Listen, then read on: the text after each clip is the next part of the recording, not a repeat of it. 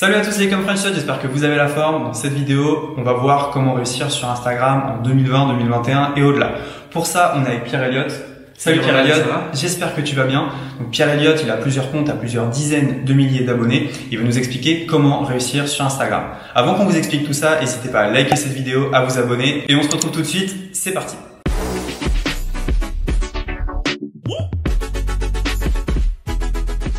Ok Pierre Elliott, donc déjà est-ce que tu pourrais nous dire les comptes que tu as sur Instagram? Ouais, alors dans un premier temps, pour ceux qui me connaissent pas, je m'appelle Pierre Elliott, j'ai une chaîne du coup YouTube avec plusieurs dizaines de milliers d'abonnés, donc la chaîne s'appelle Pierre Elliott Moniac et j'ai aussi plusieurs comptes Instagram, donc il y en a un qui est lié à mon business, donc ça s'appelle Moniac Blog, où je partage souvent des photos d'entrepreneuriat, des citations notamment et autres, et où je fais aussi des stories où je raconte un petit peu mon business, mon lifestyle et tout. Sur ce compte-là, il y a un peu plus de 14 000 abonnés. Il faut savoir que je l'ai créé il y a 1 an avec l'automatisation Instagram, donc c'était un petit peu l'âge d'or. Cependant, je l'ai trop automatisé, du coup j'ai été shadowban. Qu'est-ce que ça veut dire shadowban sur Instagram? Ça veut dire que les personnes qui vous suivent ne voient plus vos publications presque et plus vos stories. Donc vous avez très peu de reach, vous avez très peu de likes. Donc du coup j'ai été un petit peu dégoûté parce que c'est un compte que j'avais monté, il y avait 8000 abonnés. Je l'ai mis de côté pour me concentrer sur YouTube et ensuite je suis revenu sur Instagram. J'ai trouvé un expert d'Instagram donc qui s'appelle Olivier, qui maintenant gère mes comptes Instagram et il m'a débloqué un peu le shadowban. Comment il a fait? Il a créé énormément de bons contenus sans automatiser, tout en organique, avec des bons hashtags et surtout du contenu tous les jours. Et donc là, tu es sorti du shadowban. Je suis sorti du shadowban, j'ai triplé mes vues en stories, j'ai des publications sur Instagram, donc simplement des photos qui ont 3-4 000 likes parfois. Et je prends surtout plus de 100 abonnés par jour, là où avant j'en prenais 5 ou 6 quoi. Super. Ce qui était ridicule. Et en plus maintenant j'ai 14 000, donc j'ai le swipe up qui est aussi assez utile. Quand j'ai vu tout ça, j'ai décidé de déjà alors monétiser le compte, c'est-à-dire que je mets un e-book pour prendre des emails dans la description. Et ça emmène vers évidemment une séquence mail où moi je vends mes produits et services derrière. Ok. Et donc ça c'est ton premier compte, t'en as un deuxième? Ouais, j'ai un deuxième compte. Quand j'ai vu que ça fonctionnait plutôt bien, je me suis dit je vais essayer d'aller à la recherche de plusieurs comptes Instagram à acheter. Alors pour l'instant j'en ai trouvé un, c'est un compte qui s'appelle Impactness, que vous pouvez aller voir. C'est un compte qui est plutôt orienté bien-être et développement personnel. Vous pouvez aller le voir donc sur Instagram. Il a un énorme taux d'engagement et donc quand je l'ai eu il avait 26 000 abonnés et en un mois donc je l'ai monté à 31 000 pour l'instant.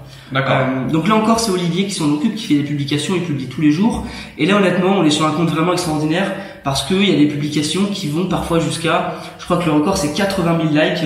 Donc il n'y en a qu'une seule bien évidemment, j'en ai une autre à 40 000 likes et j'en ai plusieurs à 20 000 likes, 10 000 likes, donc c'est assez énorme pour un compte à 30 000 abonnés. Ouais, dingue. Et donc comment est-ce que tu réussis à augmenter en nombre de followers autant? C'est quoi les clés finalement pour attirer du monde et qu'ils deviennent tes abonnés? Alors pour attirer du monde, la première chose évidemment quand tu as un compte que tu as acheté et qui est déjà bien en route, c'est plus simple, mais quand tu démarres ça va être la même stratégie, c'est-à-dire publier une photo par jour je dirais au moins, avec une bonne recherche de mots-clés et de hashtags. Donc les hashtags, généralement les gens disent qu'il faut en mettre entre 13 et 20 ou 18, quelque chose du genre. Donc vraiment cibler et surtout chercher des hashtags qui sont pas génériques. Mettez pas hashtag voyage parce qu'il y a tellement d'hashtags voyage. La concurrence est rude, Voilà, votre publication va être perdue. En fait, l'utilité des hashtags, c'est que quand les gens vont dans Explorer et qu'ils tapent vos hashtags, vous soyez dans le top de ce hashtag. Donc prenez comme un peu les mots-clés long trend sur Google, vous prenez des hashtags qui sont pas forcément extrêmement visibles mais qui sont quand même assez bons avec plusieurs milliers de visites ou dizaines de milliers de visites et vous vous positionnez dessus. Par exemple, au lieu de vous positionner sur entrepreneur, vous vous positionnez sur citation entrepreneur. C'est français et surtout, il n'y aura pas énormément de visites, mais suffisamment pour que vous soyez dans le top et que du coup, il y ait énormément de personnes qui vous voient. D'accord. Est-ce que tu as des horaires auxquels poster ton contenu? Alors oui, il faut déjà que vous fassiez par rapport à votre niche et votre audience. Donc regardez dans les statistiques de votre compte, vous avez les jours et les heures auxquelles votre audience répond le plus. Donc généralement c'est quand même le soir. Et ça va dépendre après du contenu évidemment, mais moi je sais que Olivier il publie généralement le soir vers 20h 21h. Exactement. Et le week-end pareil, le dimanche c'est le meilleur jour parce que c'est là où vraiment il y aura le plus de likes et le plus de gens connectés sur Instagram. Donc trouvez bien votre niche, publiez du bon contenu aux horaires où il y a le plus de gens, mettez des bons hashtags et généralement ça fait boom au bout de quelques semaines. Est-ce que tu conseilles d'engager avec les gens qui commentent tes posts, avec les gens qui t'envoient des messages? Est-ce que tu réponds à tout ça? C'est vrai qu'il y a un truc très important déjà, vous pour votre branding, mais aussi pour la communauté et pour l'algorithme d'Instagram, c'est de répondre aux commentaires. Même simplement avec merci beaucoup ou toutes ces choses-là, likez les commentaires et répondez-y, c'est assez important. Si vous n'avez pas le temps, vous demandez à votre community manager de le faire. Moi, c'est mon community manager qui le fait. Il répond aussi aux messages, alors quand il a le temps évidemment parce qu'il y a beaucoup de messages. Et sinon, si c'est à propos de moi ou si c'est une question qui est directement pour moi, il envoie mon adresse mail en disant allez le contacter à cette adresse mail puisque moi je suis son community manager. Est-ce que tu vois Instagram comme un investissement court terme, du style dans allez 1 an, 2 ans c'est terminé, ou alors est-ce que tu vois l'investissement que tu es en train de mettre dans ton compte comme un investissement long terme, du style dans 5 ans ton compte il aura peut-être 150 000 abonnés, il sera une référence dans les niches et il te rapportera beaucoup d'argent? Alors c'est assez difficile à prévoir de se dire est-ce que dans 3 ans Instagram sera toujours au top niveau, parce que là actuellement vraiment 2018-2019 ça a été 2 grosses années pour Instagram où vraiment ça a été le réseau social dont tout le monde parle avec tous les influenceurs. Donc moi en fait j'utilise Instagram pour travailler en numéro 1 mon branding, parce qu'il y a des gens qui vont aller sur YouTube puis qui vont taper mon nom sur Google ou sur Instagram et qui vont rechercher voir si j'ai d'autres réseaux sociaux pour avoir plus d'informations sur moi. Donc ça pour moi c'est important. D'accord. En deuxième, c'est aussi important Instagram pour moi parce qu'il y a les stories que tu peux pas faire sur YouTube. Bien sûr. Ça c'est intéressant parce que tu peux vraiment montrer ta vie de tous les jours, ton lifestyle, comment tu travailles, communiquer directement avec tes abonnés, et ça c'est super important pour moi. Ensuite je suis aussi sur Instagram parce que ça permet de vendre. Forcément quand j'ai un lancement ou autre, eh bien je préviens ma communauté sur Instagram. Ça va faire, alors ça fait beaucoup moins que sur YouTube, mais ça va me permettre d'avoir plusieurs dizaines, centaines d'euros de vente grâce à Instagram.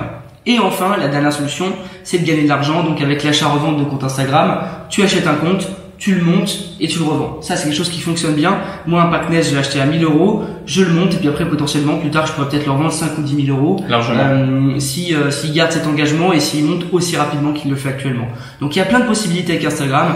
Vous pouvez monétiser de plein de manières différentes ou l'utiliser de manière différente. Il faut savoir que parfois, l'argent que vous allez gagner, c'est pas direct sur votre compte, parce que peut-être que quelqu'un va aller sur votre compte Instagram, mais après il va aller acheter sur YouTube, donc vous saurez pas forcément qu'il a acheté. Tout à fait, et vice versa. Est-ce que tu penses que Instagram doit faire attention aux tous les autres réseaux sociaux du style TikTok qu'on est en train de voir émerger, ou est-ce que tu penses que la communauté qui est sur Instagram restera sur Instagram? Alors je pense que on l'a vu avec l'histoire des réseaux sociaux, il y a toujours des renouvellements, il y a toujours des réseaux sociaux qui émergent et qui potentiellement, alors pas tout le temps, mais prennent un peu plus de place de jour en jour sur les autres. On a vu que Facebook avait quand même perdu pas mal de marge de manœuvre. Instagram est au top niveau. Donc évidemment, moi je pense que un réseau social comme Pinterest ou TikTok va prendre de plus en plus d'ampleur et va manger un petit peu sur la marge d'Instagram. Mais je pense qu'Instagram va quand même durer encore quelques belles années. Parce qu'il y a énormément de personnes dessus. C'est la meilleure plateforme pour les influenceurs, je pense, avec YouTube. Donc il y a énormément de personnes qui vont continuer leur business sur Instagram. Mais évidemment, voilà, faut faire attention à TikTok et tout. Alors attention entre guillemets, parce que si vous êtes un businessman, il faut aller sur TikTok aussi. C'est une opportunité. C'est une super opportunité qui va apparaître. Donc ça, on en parlera dans d'autres vidéos évidemment. Ok, bah merci pour tout ce que tu nous as donné. Est-ce que tu aurais un petit cadeau pour la communauté avant de partir?